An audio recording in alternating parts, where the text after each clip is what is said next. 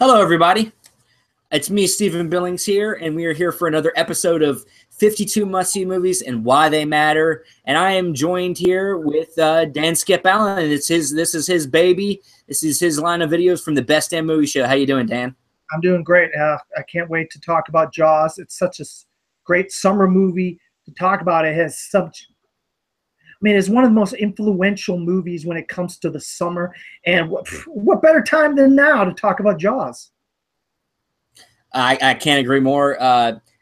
As Dan said, we are talking the 1975 Steven Spielberg classic Jaws, based on the book by Peter Benchley. And the script was partially written by Peter Benchley, but it was also contributed to Carl Gollip, is the other screenwriter. And if you don't know the plot to this movie, basically you got this small town off of New England, a coast, and it's kind of like a vacation spot. It's called Amity Island, and it's you have Roy Scheider playing Chief Martin Brody, and he's the sheriff of the town, or the chief of the town, and basically we start getting shark attacks, and they don't really know what to do about it. And from there, shenanigans ensue. We'll get more into the plot as we go forward, but I guess let's start off by saying, how we first were. When was the first time you remember seeing this film, Dan? Well, I was only 1 year old when Jaws came out in the theater. So I saw it about when I was 6 or 7 years old. That's when I was consciously able to process movies and stuff. And I saw a lot of movies at that point in my life. 6, 7 years old, I started seeing crime movies, horror movies, science fiction movies, Star Wars, Annie, all these kinds of movies at that age of my life. And Jaws really affected me just like it did everybody at that time.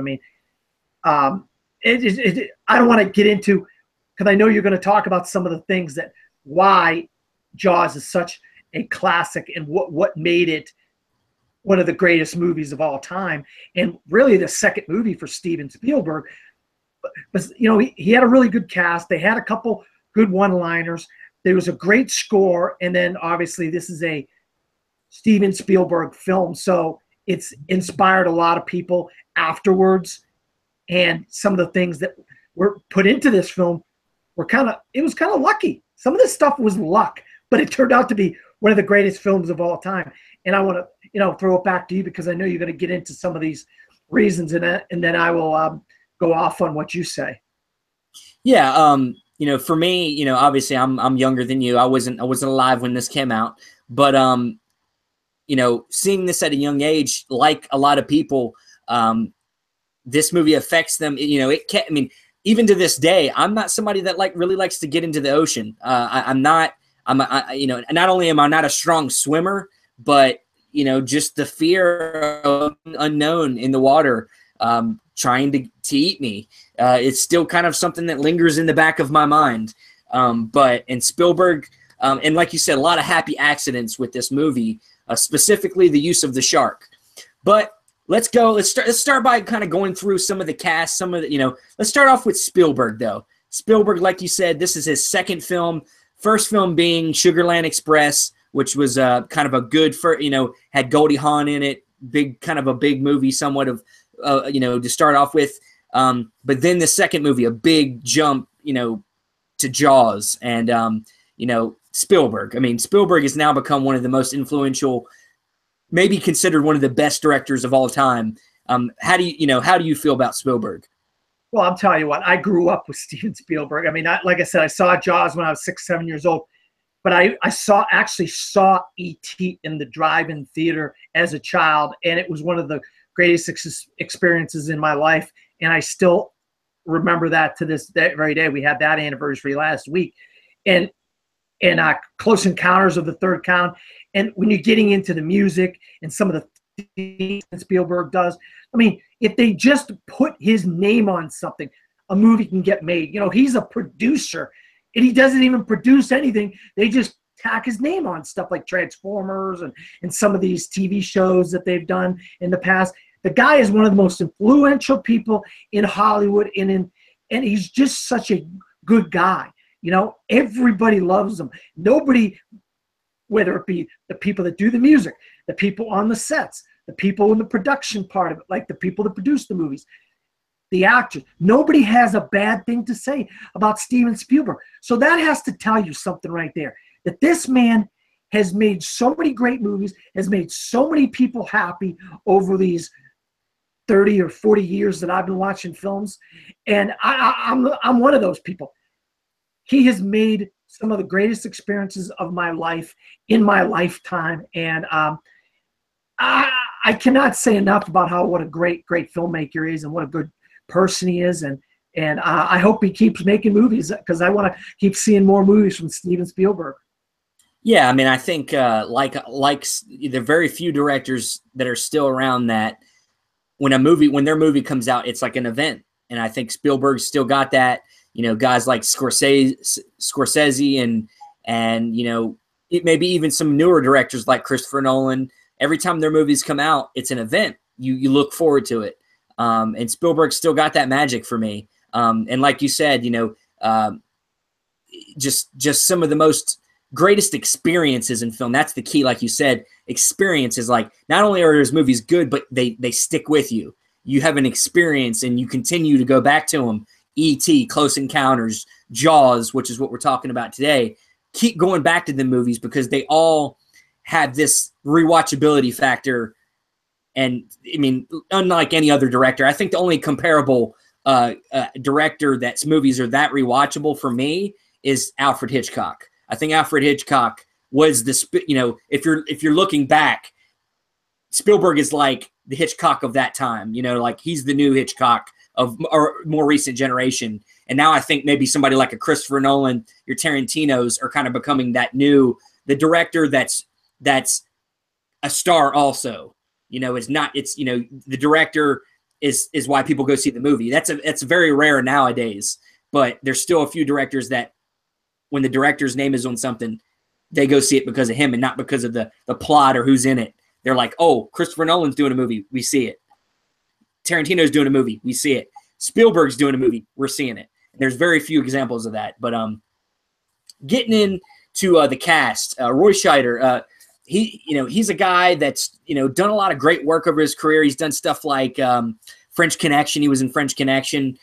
You know, he's a really good, awesome actor. I really love his character in this movie, Chief Brody.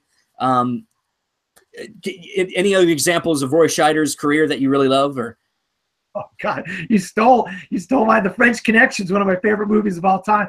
I absolutely love The French Connection. You know, I do another show. We talked about The French Connection, and it is, oh God, I just love that movie. And that was kind of what lured Schneider to Jaws, was because Steven Spielberg remembered him from The French Connection. He said, you know, this guy could play this Chief Brody character. You know, you and him kind of have a similar thing. You guys don't like going into water. You're not into that swimming stuff. He wasn't a real fan of going into the water in Jaws. So that's kind of leads us to some of these phobias that we start developing while we're watching the movie. Yeah. Also, one of the other main actors, you have Richard Dreyfuss playing Matt Hooper, who's this, you know, marine biologist that comes into the story. He was actually, you know, at the time, he was relatively unknown, done a lot of stage stuff. And originally, he turned down the role for Matt Hooper. He just did. He said in a behind the scenes I saw where he was like, this is going to be a great movie. It's a movie I'd like to watch. I don't know that I would like to be in this movie because it seems like it's going to be a bitch to film. Which, of course, knowing the stories, this was a bitch of a movie to film. But eventually, he came back and decided to do it. And Richard Dreyfuss, man, he's had a very interesting career. I wouldn't say he's never really gotten to a point where he's been like a big mainstream actor or anything. He's kind of floated in and out of the zeitgeist of film, but I've always really liked him. I've always thought has a presence to him. And you know, I like him. But in this movie specifically, maybe my favorite character out of the three, maybe. But what did you think about Richard Dreyfuss in this film? Oh, absolutely. I mean, nobody wanted to listen to him. He's the oceanographer. He's the guy who studies sharks. He knows about sharks. He's like, they were like, oh, you caught this shark. And that's not the shark that did this to this girl. And they're like, you don't know what you're talking about. Let me guess. If you let me look into the shark's stomach, I'll tell you right now, I know what I'm talking about. But Richard Dreyfuss, Mr. Holland's Opus, if you haven't seen it, phenomenal film with him. But he was in Spielberg's next film, Close Encounters of the Third Kind. If you don't like Close Encounters, boy, I mean, I don't know what to say. I love that film. Richard Dreyfuss is one of the better character actors. He's got some starring roles and he's got some supporting character roles, but he's really a good actor. And he goes back, like you said, back to the 70s, and he's had a really solid career up till today. Yeah, I really like him in What About Bob? He's just plays this pissed off dude, just, you know, trying to have a family time and just has anger issues. He's really fun in that. But and then our third actor that's kind of the third lead in this movie, and that's Robert Shaw, plays Quint. And he's had kind of like a very kind of like historic career, been in a lot of great movies. A Man for All Seasons, From Russia with Love, The Sting. He's been in a lot of great films. I've seen a few of them. I've seen The Sting. He's really good in The Sting. I mean, what do you think of Robert Shaw? Well, I mean, he's great in all those other films, but the film that he is most known for is Jaws. The character of Quint. Everybody knows this character, this grizzled ship captain. Don't tell me what to do. You better listen to me. Go here, do this, do that. You guys are going to need a professional shark killer. I'm your man. And he's in this like town hall meeting, and he's like scratching the chalkboard. He's like, you need me. And my price is $13,000. And boy, do they figure it out the hard way that they need him, don't they? Oh yeah, definitely. And that leads us. Let's get into some of the plot. Let's get through the plot here. Let's kind of go. We'll chapter this. You know, we'll try to hit the big plot points. But this movie has one of my favorite openings in any movie, because it really just puts you right into it. You know, they don't waste any time. First scene, you got these young kids on the beach having a party, and two young kids kind of stray away from the party, decide they're going to go do some skinny dipping, jump in the ocean. And the guy kind of is a little bit too drunk. He falls over on the beach trying to take his clothes off. Girl is already ahead of him in the water, naked. And let's be clear, this movie is a PG movie. This was one of the movies that really got us close to that PG-13 rating. It was one of them, you know, eventually it was Temple of Doom that really pushed it over the edge. But this movie was a PG movie. And I mean, if you look closely, there's nudity. Movie, it's like, nice, like great, but the girl's in the ocean, she's swimming, she's waiting for the dude to come out. He's drunk off his ass, he's laying on the beach, he's fell asleep, and then she gets attacked, man. And it's one of the most vicious, it's very affecting, because there's really not any music, and she just starts getting thrashed around, like, it's crazy. It's very frightening scene, and the sun's just starting to come up. And it's beautifully shot. What did you think of that scene? Oh God, absolutely fantastic scene. And listen, like you said, you talked about special features on DVDs and Blu-rays. I learned how they did that.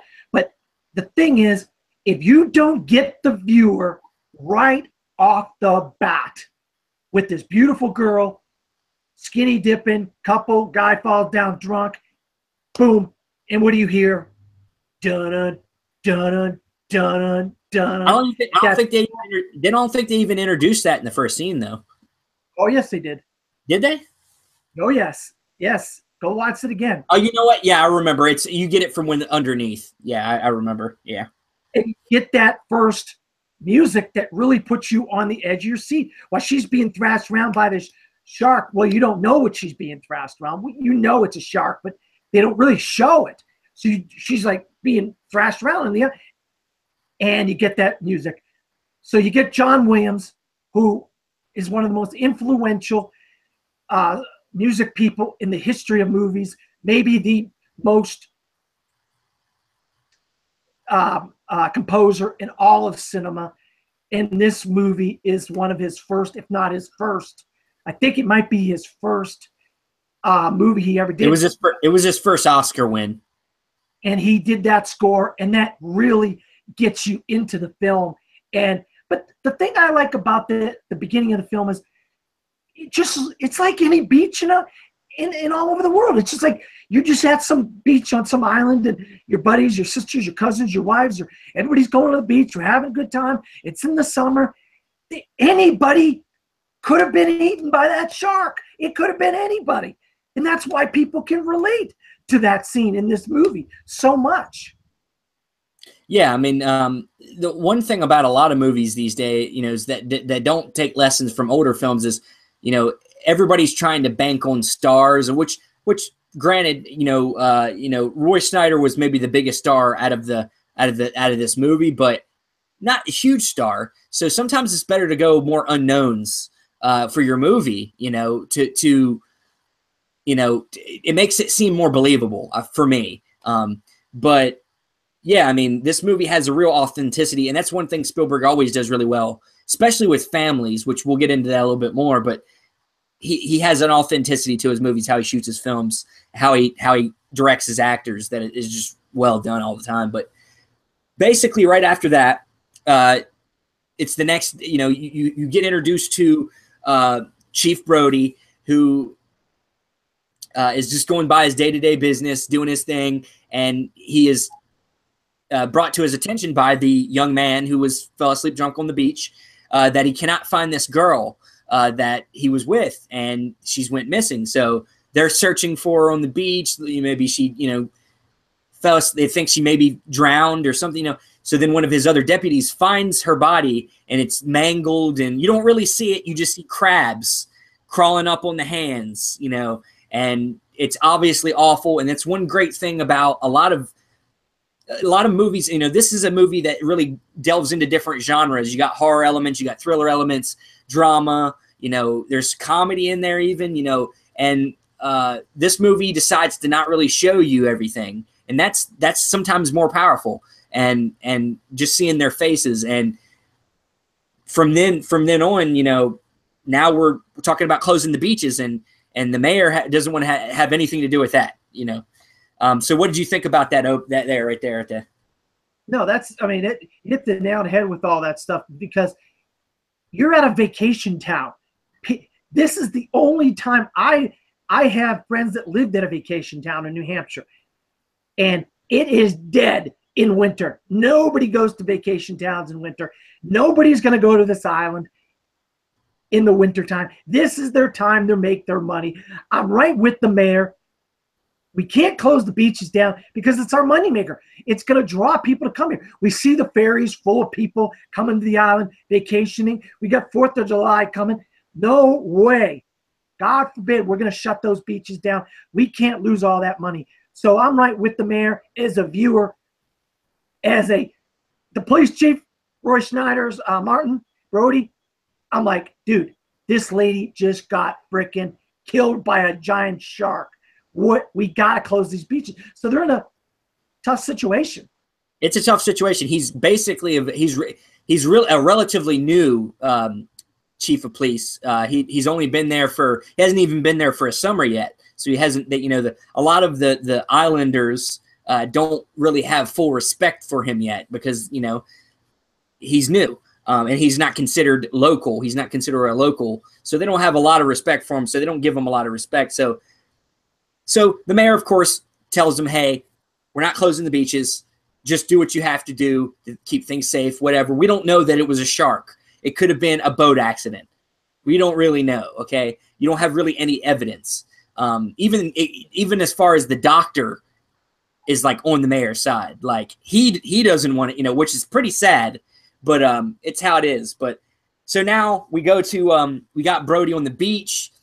Everybody's getting in the water, and he's just sitting there, and he's very anxious. He's very nervous. Even his own kids are kind of in the water, and he's just kind of just watching the water to make sure nothing happens, trying to keep an eye the best he can. And then the inevitable happens. Somebody else gets killed. A little boy on a raft gets killed by the shark. It's pretty brutal. You see blood squirt up out of it, just very bloody. And everybody just starts. This is the scene, one of the scenes that really got me, because it seems so real, as you said earlier. People just running out of the water, just how he shot it at that water level, kind of seeing some under the water, some not atop the water. Like it was a very brutal scene. And that one specific shot that is kind of a famous shot you get of Chief Brody there as soon as the attack starts to happen, and you get what you call a push-pull shot, where the camera is moving and they're also like moving forward, and then they're zooming out and zooming in or zooming out, either way. And it's got this weird effect. It's something that Hitchcock himself used in Vertigo. So it's some, like I said earlier, there's kind of an influence there. And it's maybe one of my favorite moments in the movie, that whole kind of first real big attack in the movie. What did you think of that? Yeah, I mean, you had to get something to where the people saw it, so then they would all believe what was going on. And of course, the kid begs to go back out into the water, and his mother says, go back out for 10 minutes. And of course, that's the one kid with his legs dangling off the raft. And that's eye candy for that shark, which we're going to name Bruce, because the shark in the film was named Bruce. And then they have a homage to the shark in Jaws in other movies, in Finding Nemo, and Shark Tale, and some of these other movies, where they call the characters, they all got the homage from the Jaws, the shark, in this film. But you know where the name Bruce came from, right? That I do, but I can't for the life of me. It was Spielberg's lawyer. Oh, okay. Yeah, Spielberg's lawyer. What a great name to give the shark, Bruce. And of course, we don't see the shark a lot of the times. In the first half of the movie, 3/4 of the movie, really, we don't see the shark because it was malfunctioning. They had all kinds of problems with Bruce. Yeah, so I mean, and like we were saying earlier, it became a happy accident, because not seeing the shark is really what makes the movie. You really don't get a full body shot of the shark until the third act. You don't, when they go out and sail out to try to take down the shark, you get maybe a couple little face shots earlier, quick ones, but you really don't get any good looks until the third act. And yeah, in this scene, once again, you don't really see them. And then from there, now the town's all up in a roar. They're having meetings about it. Brody, once again, is trying to tell them we need to close the beaches. The town doesn't want to have anything to do with it. And this is when we get our first introduction of Quint. Quint shows up. He scratches the board, gets everybody's attention, and he has this great speech about, this is my job. This is what I do. I wish I knew the speech. I would do it for you right now. But, he gets everybody. He's like, give me, the money. Give me, $3,000 is enough. You have to pay me $10,000, and I'll take it all, the head to the tail, everything. I will take them down for you. I will take down the shark. And, he's like, kind of just leaves it on that note. They say, we'll leave it under advisement. And then he leaves with his guy. And yeah, I mean, it's a great introduction. One of the best. What did you think of the introduction of Quint? I mean, absolutely fantastic introduction to Quint. I mean, you, as the viewer, the person watching the movie, know this is the guy you want to catch that shark. You don't trust anybody, but you trust this guy. And so that's why he's a great character. And of course, you got to bring in Matt Hooper, the oceanographer. Oh yeah, he's next. Yeah, right after that, you got all the townspeople there. They're all trying to take it upon themselves to go find this shark. So you got all these towns, they're piling into boats, overloading boats. Just a bunch of kind of almost like hicks. If we were in North Carolina, it would be a bunch of hicks trying to go out and try to catch this shark. And at the same time, Matt Hooper, the marine biologist, shows up and is looking for Chief Brody and is there to investigate to see if this was actually a shark attack. And first thing he does is he goes to see the body from the first victim, and he confirms that it was definitely a shark. And then, with Chief Brody says, we got to close these beaches. We got to do something. By the time they figure it out, they have brought a shark back. The townspeople have caught a shark that's this tiger shark, and they're like, hey, we got the shark. We got the real shark. Brody's happy, but Matt Hooper's not satisfied. He does not think that the bite radius is the right bite radius. I want to cut this shark open to see if there's any body parts in it, which, you know, and he's like, they're like, no, we're not having a little kid's body spill out onto this in front of everybody. No. So then Matt Hooper decides we got to go behind the townspeople's back to get this done. They check the shark out, no body in it. So they know that this is not the shark. So from there, we move into a third attack, which is one of my favorite attacks of the movie, which, of course, once again, does not include any of the shark in it, which you have, or maybe this came before. Maybe I'm thinking ahead. We have the pier, where the dudes on the pier try to catch the shark, and the pier just comes off and gets brought out, and the pier becomes the shark, and it starts chasing them. That's one of my favorite. What do you think of that scene? No, that was a funny scene. That kind of led some comedy to a movie that really doesn't have a lot of comedy to it.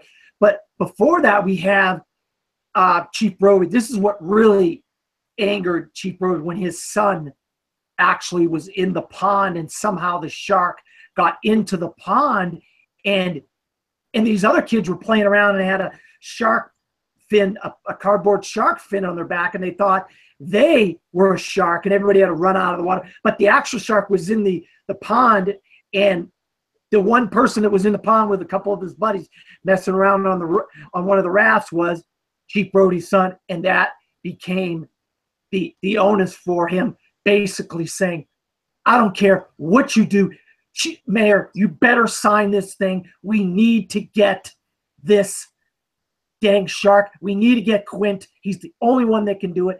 And then he basically stands up for Matt Hooper, tells Quint, says, this guy can help us. We can't do this by ourselves, and you need this guy.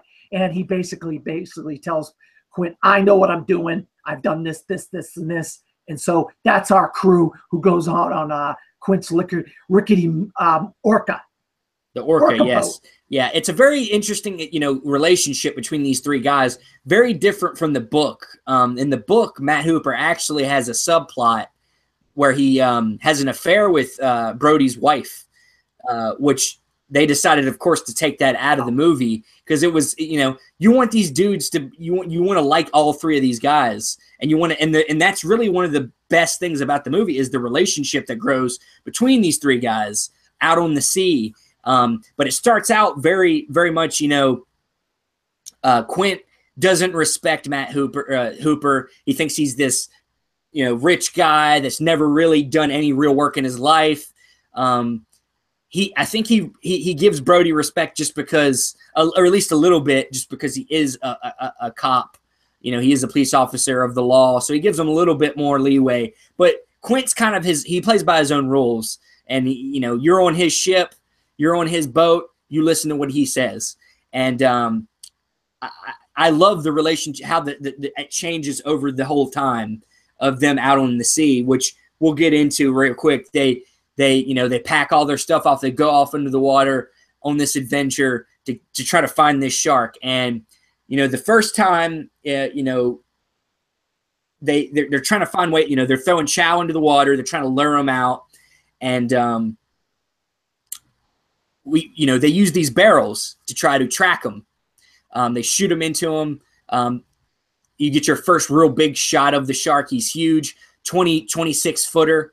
It's huge. I mean, what do you, when we get the real big first look at, which was one of the most famous scenes, you got Brody putting chow in the water. He's getting sick of doing it. He's like, I want to drive the boat. No, put the chow. Hooper drives the boat. No, you put the chow in the water. He's like, this. And then when he's not really looking the water and he looks back and he backs up and you get the famous line, which was improv, was not a line in the script. You're going to need a bigger boat. What did you think about that scene? I love that scene. I love finally we get the shark. We get the payoff of this film because we're starting to get this battle, this tug of war battle with Bruce and our three heroes in the film. And little by little, this boat keeps getting attacked by Bruce in one form or another, puts dents in it or bites a hole in it or does this, pulls this piece of the boat off. What I love about the barrels is that's our way as the viewer to see the shark. We know where the shark is. So as a viewer, we're saying, okay, the shark is there, and there's the boat. And so we know as the person watching the film how to relate the barrels to the boat and our people on the boat, because the barrels equal the shark. And that it was a very good way of telling us about the location of the shark, so we felt like we knew what was going on as a person watching the film. And that really made us invested in these characters and invested in the film that much more. Oh yes, definitely. And like I said, the relationship as the more and more they have these interactions trying to catch the shark and the things they go through, they start to learn about each other. And specifically the scene where they're at time and these guys are all sitting around a table drinking, and really that relationship between Hooper and Quint starts to mend. You start to see the respect from Quint towards Hooper.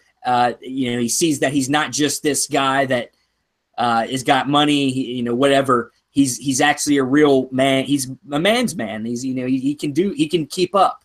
And they start showing each other their scars, which is, and then, finally you get to that moment with the song. They all start singing, "Show me the way to go home." Dun, dun. All the guys are singing, having a good time, and then Bruce doesn't like it. Bruce doesn't like their singing. So he starts attacking. He starts hitting the ship, and this, they wakes him up, and then they start going back at it again, trying to get him. And basically now the shark is just in the mode of he's not taking it anymore. He's coming after him. He's literally chasing the boat now. They try to get it. They're trying to lead him back into shore. They're chasing the boat, and we get to the gory finale here, where the shit, which this was one of the things that really sold a lot of people, and they didn't think that this could ever get really done for this movie, is that the ending of the movie, you had a shark jump up onto a boat, and that's something they had to pull off. And people were like, how are you going to pull that off? Because this was before Star Wars, guys. You didn't see any big special effects-y kind of things like this. You hadn't seen a shark jump up on a ship like that. So people were like, you can't get that done. They got it done. It was a bitch, but they got it done. Well, the thing is, they got you to believe that this shark was superhuman. And by the denting in the boat, biting this part of the boat, ripping this part of the boat off. And so when Bruce the shark started messing with the boat, it started taking on water. So it would start leaning to one side. So when the boat started leaning to one side, it started getting closer and closer to the water, which was easier for the shark to jump on. So it made you believe that there's a possibility that the shark could jump on to the low end of the boat that was taking on the water. Yeah. I mean, they did the best they could to make it very believable. And then finally, we get the unfortunate demise of Quint, who, during that night where they were drinking, he tells the story of, how he was during the war, he was in Indianapolis, which ended up sinking, and all the members of the crew besides him were ate by sharks. A lot of sharks came and ate a lot of his friends, and it's a very interesting character moment for it kind of, to me, I look at Quint's character as somebody that's actually afraid of sharks, and he actually goes out to try to face his fears, trying to kill sharks. And Hooper's kind of the he's the actual one that's he loves sharks. He's into it. And of course, Brody's afraid of the water in general. He isn't, but which he had a scar, but we never knew how he got it, which is something everybody has kind of a theory about. But Quint, I think, was always on kind of like he knew eventually he was going to die from a shark. Like he was looking to die in that way because maybe he felt maybe a little bit guilty about not dying with all his friends. And he meets his demise. The shark jumps up on there. He slides down into the mouth. Brutal. And they show it all, man. It's awesome. From there, at the same time, we already think we lost Hooper because Hooper jumps down in the cage and the shark messes up the cage, and he gets out and hides behind a reef, and he's not even there for it. And what did you think of all that stuff? Well, I'll tell you what, they really had you going in 3 different directions. You're worried about Matt Hooper because he's in the cage, and you're like, the shark, gets into the cage.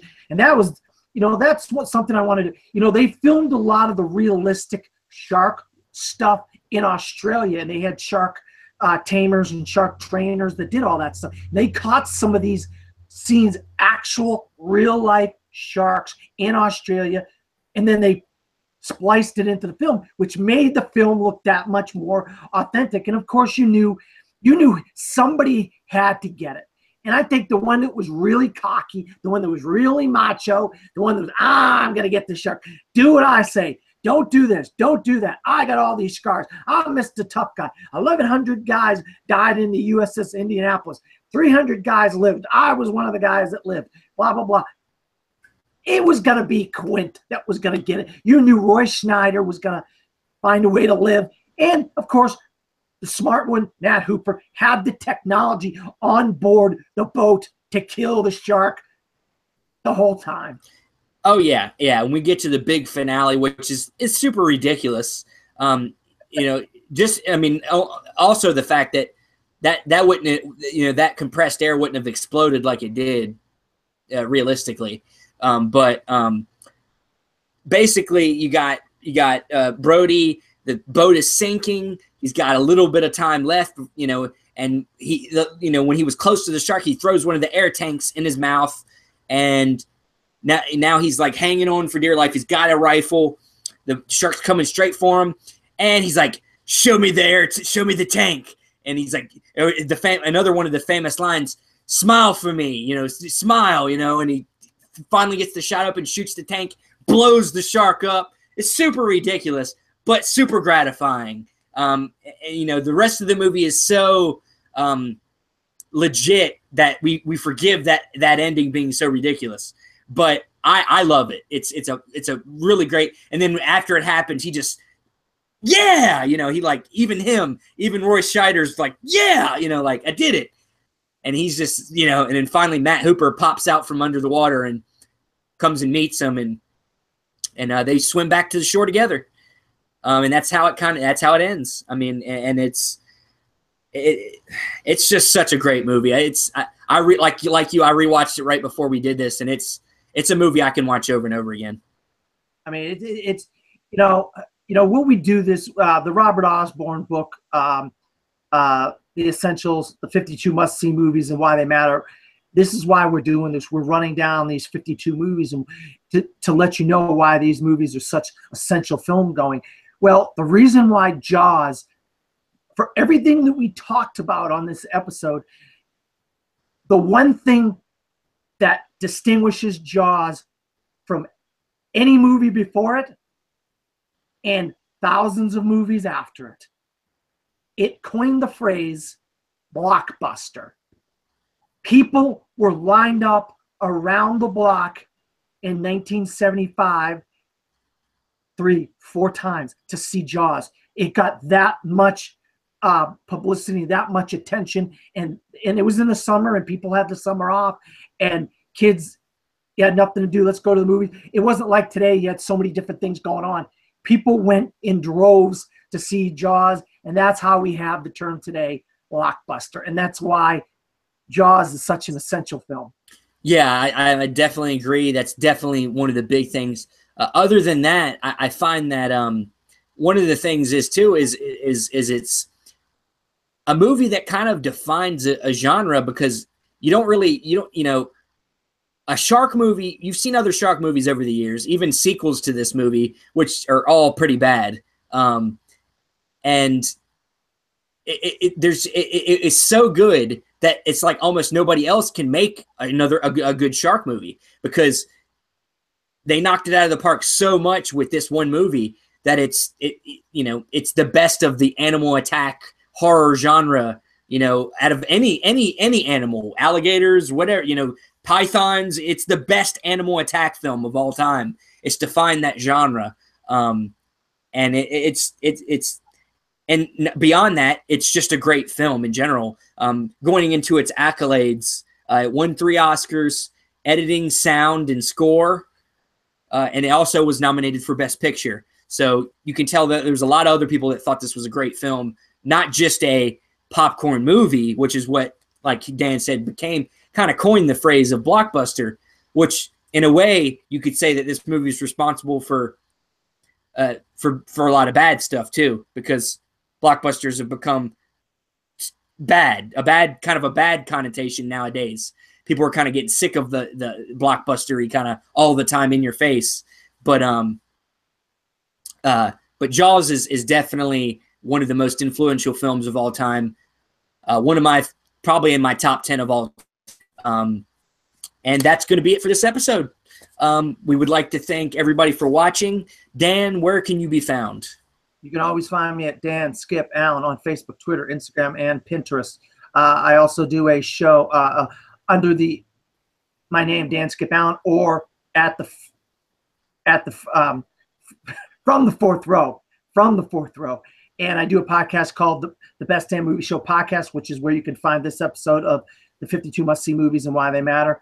And I also do another show called the Top 5 Weekly. A lot of the time, Steven and Andrew Cabral are my collaborators on that show, where we would just run down various topics in movies, of actors, directors, genres, so forth. And you can find this show and that show both on the Best Damn Movie Show YouTube channel. And I'm Stephen Billings. You can find me, Film Club Central. We have Facebook page, YouTube. We do a lot of different stuff. And watch out for more episodes coming. We got a lot more of these to come, of the 52 Must-See Movies and Why They Matter. That's it for this episode with Talking Jaws. And we will see you next time, guys. Thanks.